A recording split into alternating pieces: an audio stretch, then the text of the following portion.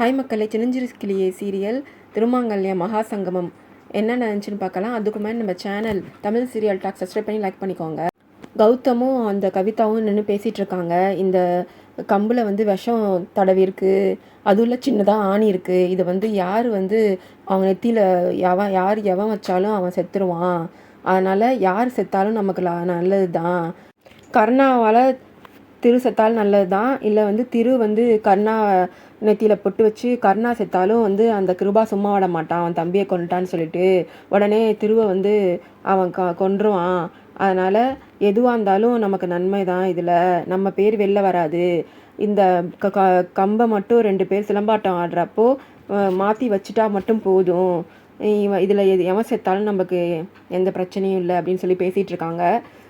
இது ரொம்ப அதிகமான வீரியம் உள்ள விஷம். அதனால் இதில் யாராலையும் தப்பிக்க முடியாது அப்படின்னு பேசிகிட்டு இருக்காங்க. ஒரு ஆள் அந்த ஊருக்காரனே ஒரு மொட்டை அடிச்சுட்டு தாடி வச்சுக்கிட்டு ஒருத்தவனை கூப்பிட்டு வந்திருக்காங்க, சிலம்பாட்டக்காரனே. அவனை இந்த கம்பை அவங்க 2 பேரும் ஃபைனல் விளையாடும் போது அவங்க கையில் போயிடணும் இந்த கம்பு, இந்த சிலம்பாட்ட கம்பு. அப்போ தான் நாங்கள் சொன்ன மாதிரி உனக்கு காசு எவ்வளோ வேணாலும் தருவோம் அப்படின்னு சொல்லி பணம் கொடுக்குறாங்க. மீதி நீ இந்த இது நல்லபடியாக முடிச்சின்னா உனக்கு எவ்வளோ வேணாலும் அந்த பணம் தருவோம் அப்படின்னு சொல்லி அந்த 2 கம்பையும் மாற்றி வைக்க சொல்லி கொடுக்குறாங்க. இவனும் நீங்கள் ஏதோ முடிவு பண்ணி தான் இந்த வேலையை பார்க்குறீங்க, ஆனால் என்னன்னு தான் தெரியலை அப்படின்னு சொல்கிறான். உனக்கு என்னவா இருந்தால் நான் உனக்கு வேண்டியது பணம், நீ எவ்வளோ கேட்டாலும் நாங்கள் பணம் தருவோம், இந்த கம்பை மட்டும் நீ மாற்றி வை அப்படின்னு சொல்லி அவன்கிட்ட கொடுத்து அனுப்புகிறாங்க. திவ்யா அவங்க வீட்டில் எல்லோரும் கிளம்பலையா, இன்றைக்கி முக்கியமான ஒரு சர்ப்ரைஸ் இருக்குது எல்லாருக்கும்.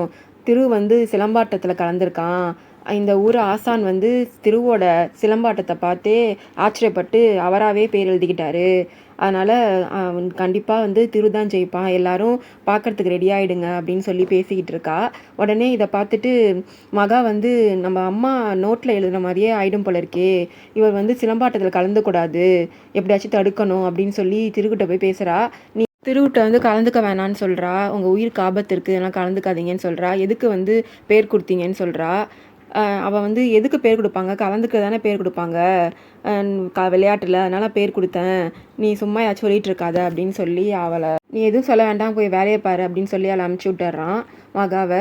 அடுத்தது இங்கே திருவிழாவில் அலௌன்ஸ்மெண்ட் பண்ணுறவர் பேசிகிட்டு இருக்காரு. இது மாதிரி சிலம்பாட்டம் எதுக்கு நம்ம திருவிழா வச்சுருக்கோன்னா, இது பாரம்பரியமான விளையாட்டு, தமிழ்நாட்டை பாரம்பரியத்தை காப்பாற்றுற விளையாட்டு இது, அதனால் வச்சுருக்கோம். இதில் என்ன ப்ரைஸ்னால் 3 பவுன், 1 இல்லை 2 இல்லை 3 பவுன் நகை பரிசாக தரோம். இது நெத்தியில் ஜெயிக்கிறவன் தோக்குற நெத்தியில் பொட்டு வைக்கணும். அப்போ யார் ஜெயிக்கிறானோ அவன் தோக்குறவன் நெத்தியில் பொட்டு வைக்கணும். அதான் இந்த விளையாட்டோட ஹைலைட்டுன்னு சொல்லி சொல்லிகிட்ருக்காரு. சிலம்பாட்டத்தை பற்றி அந்த பாரம்பரியமான விளையாட்டு அப்படின்னு சொல்லி பேசிகிட்டு இருக்காரு. அடுத்தது அந்த வட்டத்துக்குள்ளேயே விளையாடணும், அந்த வட்டத்துக்குள்ளே வெளில போகிறவங்க அவுட் ஆனதாக அர்த்தம் அப்படின்னு சொல்லி அந்த விளையாட்டோட கண்டிஷன் ரூல்ஸ்லாம் சொல்லிகிட்டு இருக்காரு. அடுத்து கருணா இன்னொருத்தர் ரத்னன்ற கூட விளையாட போகிறாங்க. இவங்க 2 பேரும் விளையாண்டு முடிச்சு அதில் ஜெயிக்கிறவங்களும் இன்னொருத்தர் திரு இன்னொருத்தர் கூட முத்துக்காலன்ற கூட விளையாடுறாரு. அதில் யார் ஜெயிக்கிறாங்களோ ஃபைனலாக 2 பேரும் மோதுவாங்க அப்படின்னு சொல்லிட்டு இருக்காங்க. கருணாவும் திருவும் அந்த 2 பேர் ஆப்போசிட் பார்ட்டி, வேறு ஒருத்தவங்க கூட தான் விளாண்டுருக்காங்க. இன்னும் நேருக்கு நேராக மோதலை. விளாண்டுட்டு இருக்கும் போதே அப்போ தான் இன்ட்ரடியூஸ் பண்ணுறாங்க. அப்போதைக்கு 2 பேரும் சந்திச்சுக்கிறாங்க. நீ தான் திருவா, நீ தான் கருணாவா அப்படின்னு பேசிக்கிறாங்க. பேசிட்டு நீ உன்னை தோக்கடிக்கிறேன்ற மாதிரி 2 பேருமே சேலஞ்ச் பண்ணிக்கிறாங்க. சேலஞ்ச் பண்ணிட்டு போய் அவங்கவுங்க ஆள் இருக்காங்கல்ல, சொல்லியிருக்காங்கல்ல, திரு முத்துக்காலன்றவங்க கூடவையும் கர்ணா ரத்னன்ற கூடயும் சண்டை போட்டுட்ருக்காங்க. சண்டை போட்டுட்ருக்கும் போது இங்கே மகா நின்றுட்டுருக்கா.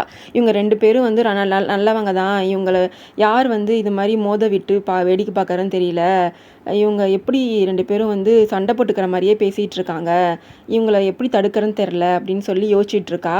யோசிச்சுட்டு இருக்கும் போது அங்கே பாண்டியை பார்க்குறா. பாண்டியிட்ட போய் இவங்க 2 பேரும் எப்படி 2 பேரும் போட்டி போட்டுக்கிறாங்க, என்ன இவங்களுக்குள்ள நடந்துச்சு அப்படின்னு கேட்குறா. உடனே நான் இருமா விளையாட்டு பார்த்துட்ருக்கேன், இப்போ போய் இதுன்ட்டு தனியாக பேசணும்னு சொல்கிற, இருமா வரேன் அப்படின்னு சொல்லிட்டு தனியாக 2 பேரும் பேசிகிட்டு இருக்காங்க. உடனே இது 2 பேரும் ஏன் 2 பேரும் போட்டி போட்டுக்கிறாங்க, இவங்களுக்குள்ள என்ன நடந்துச்சு அப்படின்னு கேட்குறா. இது மாதிரி நாங்கள் பேர் கொடுக்க வந்தோம், இந்த திருன்றவன் எங்கள் பைக்கை உடச்சிட்டான், அவன் காரை உடச்சிக்கிட்டு எங்கள்கிட்ட ஃபோன் பண்ணி எங்கள்கிட்டே சண்டை போடுறான், அந்த திருன்றவன் நல்லவனே கிடையாதுன்ற மாதிரி பேசிகிட்டு இருக்கான். இவங்க 2 பேருமே நல்லவங்க தான், இது நடுவில் யாரோ இது மாதிரி அவங்களுக்குள்ளே ஹண்டம் மூட்டிகிட்டு இருக்காங்க அப்படின்னு இவ யோசிச்சுட்டு இதை கண்டுபிடிக்கணும்னு சொல்லி பார்த்துட்ருக்கா. அப்போ கௌதமும் அந்த கவிதாவும் பேசிகிட்டு இருக்காங்க. அந்த பக்கம் உள்ளவங்களும் இந்த பக்கம் 2 பேரும் இப்போ யார் தோத்தாலும் ஃபைனலுக்கு போக வேண்டியது கருணாவும் திருவும் தான், அதில் 2 பேரில் யார் செத்தாலும் நமக்கு நல்லது தான் சொல்லி பேசிகிட்டு இருக்காங்கல்ல. அதை பார்த்துடுறா மகா. பார்த்துட்டு இவங்க பேசுகிறதே யார்கிட்ட பேசிகிட்டு இருக்காங்க, இவங்க இருந்தாலே பிரச்சனையாச்சு அப்படின்னு சொல்லி அவங்கள நோட் பண்ணிகிட்டு இருக்கும்போது இவன் என்னை பார்த்துட்ருக்கா மகா, நான் ஃபோனை வைக்கிறேன்னு ஃபோனை வச்சிடுறா. அடுத்தது இந்துவை கடை சொல்லணும், இந்துவை கடை சொன்னால் தான் இந்த போட்டியிலேருந்து நம்ம காப்பாற்ற முடியும் அந்த கருணா அண்ணனை அப்படின்னு யோசிச்சுட்டு இருக்கா.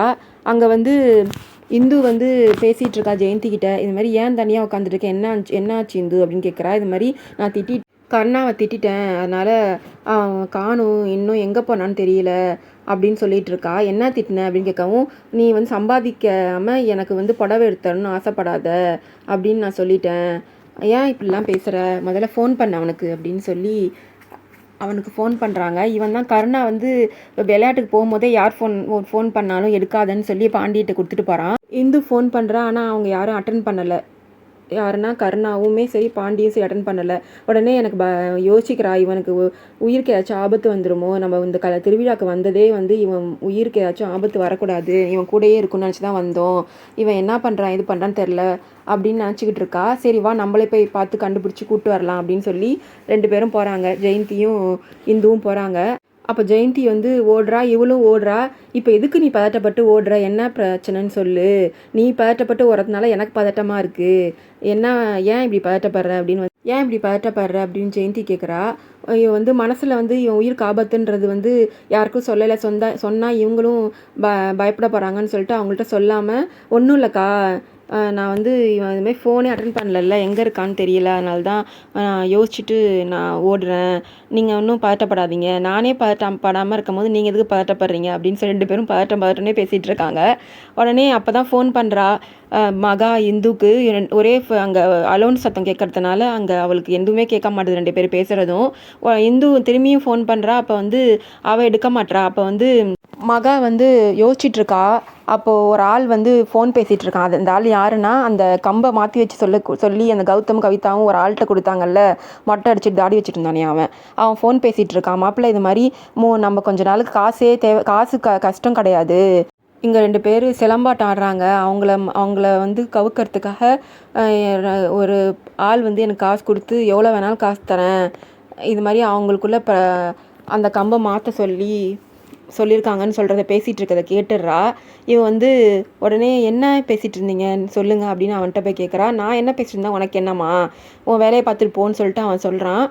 உடனே இவளும், நீங்கள் உண்மை சொல்கிறீங்களா, ஊரை குட்டி நீங்கள் ஏதோ தப்பு பண்ணுறீங்கன்னு நான் எல்லாத்தையும் சொல்லவா அப்படின்னு கேட்குறா. உடனே நீ என்னம்மா புதுசாக இங்கே என்கிட்ட என்னென்னமோ பேசிகிட்டு இருக்க அப்படின்னு சொல்லி எஸ்கேப் ஆகி ஓடுறான். பின்னாடியே இவ துரத்திட்டு போகிறா. அப்போதைக்கு அந்த கௌதமுக்கு ஃபோன் பண்ணி அந்த கௌதம்கிட்ட சொல்கிறான், ஒரு பொண்ணு என்னப்பா, நான் என் ஃப்ரெண்ட்டை பேசிகிட்டு இருந்தேன், அதை கேட்டுட்டு என்னை பின்தொடர்ந்து என்ன ஏதுன்னு கேட்டுட்ருக்கா அப்படின்னு சொல்லவும், நான் அந்த பொண்ணை பார்த்துட்டேன் அப்படின்னு சொல்கிறான் அந்த கௌதம். நீ தனியாக அவளை கூப்பிட்டு போ, நான் பின்னாடியே வருவா, நான் பார்த்துக்கிறேன் அப்படின்னு சொல்கிறான். உடனே இவனும் ஓடுறான். அதை பார்த்துட்டு பின்னாடியே ஓடுறா மகா. அங்கே போய் யாரும் இல்லாத இடத்துல போய் நின்றுட்டு இருக்கும் போது இவன் மயக்க மருந்து வச்சு அவன் மூக்கிலே வச்சிடுறான். அப்போ மயக்கம் போட்டு விழுந்துடுறா. ஒரு வீடு மாதிரி இருக்குது, அது வீட்டுக்குள்ளே போட்டு நீ சிலம்பாட்டம் முடியட்டும், உன்னை வச்சுக்கிறேன் அப்படின்னு சொல்லிட்டு இந்த கௌதம் சொல்லிட்டு வந்துடுறான். அவளை போட்டுட்டு அங்கேயே மகாவை. இந்த ஆள்கிட்ட ஏன் சும்மா இருக்க மாட்டியா, கண்டதும் பேசி பிரச்சனையை வளர்க்க பார்க்காத, ஒழுங்காக நான் சொன்னதை மட்டும் செய் அப்படின்னு சொல்கிறான். இவன் உடனே போய் கம்பை மாற்றி வைக்கிறான் அந்த ஆள். அடுத்தது அப்போது வராங்க இந்துவும் ஜெயந்தியும். ஒரு இடத்துல கால் ஸ்லிப்பாகி தடுக்கி கால் ரொம்ப வலிக்குது, ஏதோ குத்திருச்சு அப்படின்னு இந்து சொல்கிறா. என்ன இந்து பாரு, என்னன்னு பார்த்துக்கிட்டு மெதுவாக நடந்து வா அப்படின்னு சொல்லி ஜெயந்தி சொல்லிட்டு இருக்கும் போதே, யாரோ அங்கே படுத்திருக்க மாதிரி இருக்குது, தப்பாக படுதுக்கா அப்படின்னு சொல்லவும், நான் போய் பார்க்குறேன்னு ஜெயந்தி போய் பார்க்குறா. அது மகாவாக இருக்குது. அவன் மயக்கம் போட்டு விழுந்து கிடக்கிறாள். இவங்க தண்ணி தெளித்து எழுப்பி விடுறாங்க. என்ன நினச்சின்னு கேட்குறாங்க. யாரோ ஒரு ஆள் பின்னாடியே மயக்க மருந்து வச்ச கர்ச்சீஃபை வச்சு அழுத்தி இது மாதிரி பண்ணிட்டான் அப்படின்னு சொல்கிறா. உடனே இந்து சொல்கிறா, இப்போ பேசுறதுக்கு டைம் இல்லை, கருணா சிலம்பாட்டம் விளையாட விடாமல் தடுக்கணும், அதனால் நம்ம கிளம்பலாம் அப்படின்னு சொல்லவும், எதுக்கு சிலம்பாட்டம் ஆடினா என்ன கருணா, அவனால தான் ஜெயிச்சிருவான் அப்படின்னு சொல்லி ஜெயந்தி சொல்கிறா. அப்போ வந்து ஜெயந்திகிட்ட சொல்கிறா, இந்து நான் ஒரு கனவு கண்டேன், கருணா உயிருக்கு ஆபத்து வர்ற மாதிரி. அப்போ அம்மன் கோயிலுக்கு வந்து உனக்கே அழைப்பு வரும், அங்கே போனீன்னா கருணா உயிரை காப்பாற்றலான்னு சொன்னாங்க. அதனால தான் திருவிழாவுக்கு வந்தேன். இப்போ கருணா உயிருக்கு ஏதோ ஆபத்து இருக்குமோன்னு பயமாக இருக்குது. அவனை இந்த சிலம்பாட்டத்தில் விளையாட வேணாமல் தடுக்கணும், வாங்க போகலாம் அப்படின்னு சொல்லி கூப்பிட்டு போகிறா. கிருபா வந்து அந்த ஊர் கமிட்டி மெம்பருங்கள்கிட்ட பேசிகிட்ருக்கான். ஏன் வந்து பத்திரிக்கைலாம் அடிச்சிருக்கீங்க, என் பேர் வந்து போடலை, எனக்கு தான் வந்து முதல் மரியாதைன்னு போட வேண்டியதானே, எதுக்கு போடாமல் பத்திரிக்கை அடிச்சிருக்கீங்க? இப்போ வந்து நீங்கள் என்ன பண்ணுறீங்கன்னா, ஊரறிய எல்லாருக்கும் அலௌன்ஸ் பண்ணுறீங்க, எனக்கு தான் முதல் மரியாதை அப்படின்னு சொல்லி, எனக்கு தான் பரிவட்டம்னு சொல்லி அலௌன்ஸ் பண்ணுங்க அப்படின்னு பேசிகிட்டு இருக்கும் போது அந்த கிருபாவுக்கு வந்து ஃபோன் பண்ணுறான் திவாகர். ஃபோன் பண்ணி, அண்ணா அந்த பொண்ணு அட்ரஸ் தேடி போனேன், அந்த ஆர்டிஓ கொடுத்த அட்ரஸை வச்சு, இந்த கார் நம்பர் வச்சு ஆர்டிஓ அட்ரஸ் கொடுத்தாரு, அதை அதை செக் பண்ணது அவங்க வீட்டுக்கு போனேன், அந்த பொண்ணு வீட்டிலே இல்லை, அந்த புத்துமாரியம்மன் கோயிலுக்கு தான் அவளும் வந்திருக்கா அப்படின்னு சொல்கிறான். ஒன்றாங்க அடிச்சுட்டு அவள் இங்கே தான் வந்திருக்காளா, அவளை இங்கே வச்சு பார்த்துக்கலாம், நீ கிளம்பி வா அப்படின்னு சொல்கிறான். நாங்கள் தான் வந்துட்டுருக்கேன், அவளை இங்கே வச்சு அவளை வந்து நம்ம பார்த்துக்கலாம் அப்படின்னு சொல்லி கிருபா சொல்கிறான். உடனே நாங்கள் தான் கிளம்பி வந்துட்டுருக்கேன் அப்படின்னு சொல்கிறான் திவாகர். உடனே அந்த பொண்ணோட கார் நம்பர் அனுப்பு, இங்கேயே வச்சு அவள் கார் நம்பர் நான் கண்டுபிடிக்கேன் கருணாட்ட சொல்லி அப்படின்னு சொல்கிறான். உடனே அனுப்புகிறேண்ணா அப்படின்னு சொல்லிட்டு அவனும் ஃபோன் வச்சிடுறான். கருணாவுக்கு ஃபோன் பண்ணுறான். கருணா அப்போ தான் அவன் யார் ஃபோன் பண்ணால் தான் அட்டன் பண்ணக்கூடாதுன்னு சொல்லியிருக்காங்க, அட்டன் பண்ணல. இந்த கார் நம்பர் வச்சு கருணா விட்டு கண்டுபிடிக்கலான்னு சொல்லலான்னு பார்த்தா அந்த கருணா ஃபோனே எடுக்க மாட்டானே அப்படின்னு இவன் வச்சுட்டு இருக்கான் கிருபா. சரி நீங்கள் போய் பரிவட்டத்துக்கான ஏற்பாடுலாம் பண்ணுங்கள், எனக்கு தான் முதல் மரியாதைன்னு அப்படின்னு சொல்லி ஊர் பேர் அந்த கமிட்டி தலைவங்கிட்டலாம் சொல்கிறான் கிருபா. அடுத்தது அலௌன்ஸ் பண்ணுறாங்க, கருணா கூடயும் திருக்குன்னியும் விளையாடாங்க வந்து தோற்று போயிட்டாங்க. இப்போ வந்து ஃபைனலுக்கு 2 பேருமே செலக்ட் ஆகிட்டாங்க. கருணாவும் திருவும் தான் லாஸ்ட்டாக ஃபைனலாக சண்டை போட போகிறாங்க சிலம்பாட்டத்தில் அப்படின்னு சொல்லி அனௌன்ஸ் பண்ணுறாங்க. உடனே இவ போய் பாண்டியை திட்டுறா, நான் ஃபஸ்ட்டே ஃபோன் பண்ணல, எடுத்தா என்ன, எதுக்கு எடுக்காமல் இருக்க அப்படின்னு கேட்குறா. மாப்பிள்ளை தான் அவனுக்கு ஃபோன் பண்ணால், யார் ஃபோன் பண்ணால் எடுக்க வேணான்னு சொன்னான் அப்படின்னு சொல்கிறா. நான் ஏன் இப்போ வந்து இவன் சிலம்பாட்டத்தில் கலந்துக்கிறான் அப்படின்னு கேட்குறா இந்து கருணாவை. எல்லாம் உங்களால் தான், நீங்கள் பேசினதுனால தான், நான் என்ன பேசினேன் அப்படின்னு கேட்குறா. நீங்கள் தானே அந்த புடவையை வந்து சுருட்டி பொழிச்சின்னு முகத்தில் அடிச்சிங்க, சம்பாதிச்சிட்டு வான்னு சொல்லினீங்க, அதனால தான் அவன் சம்பாதிக்க வந்திருக்கான் அப்படின்னு சொல்கிறா. அதுக்காகவா இவன் வந்து சிலம்பாட்டத்துக்கு வந்து கலந்துக்க வந்திருக்கான்? அவனுக்கு ஏதாச்சும் ஆயிடுச்சுன்னா நான் என்ன பண்ணுறது? நீ ஃபஸ்ட்டே ஃபோன் எடுத்திருந்தீன்னா இந்த பிரச்சனையே வந்திருக்காது. இவர் கூடவா கருணா சண்டை போட போகிறான் அப்படின்னு சொல்கிறான். அப்போ அந்த திருவு தெரியுமா அப்படின்னு வந்து பாண்டி கேட்குறான். நீ முன்னாடியே ஃபோன் எடுத்திருந்தா அந்த பிரச்சனையே இல்லை, எல்லாம் ஒன்றால் வர்றது அப்படின்னு திட்டிக்கிட்டே நின்றுட்டு பார்த்துட்ருக்காங்க. 2 பேரும் சிலம்பாட்டம் விளையாண்டுருக்காங்க. யாருன்னா கருணாவும் திருவும் இப்போ சிலம்பாட்டம் ஃபைனல் ஸ்டேஜில் விளையாண்டுருக்காங்க. அதோட இந்த எபிசோடு முடியுது. வரப்போகிற எபிசோடில் கருணா ஜெயிச்சாரா இல்லை திரு ஜெயிச்சாரா அப்படின்னு கமெண்ட் பண்ணுங்கள். வரப்போகிற எபிசோடில் யார் ஜெயிச்சாங்கன்னு பார்க்கலாம். பாய் மக்களே.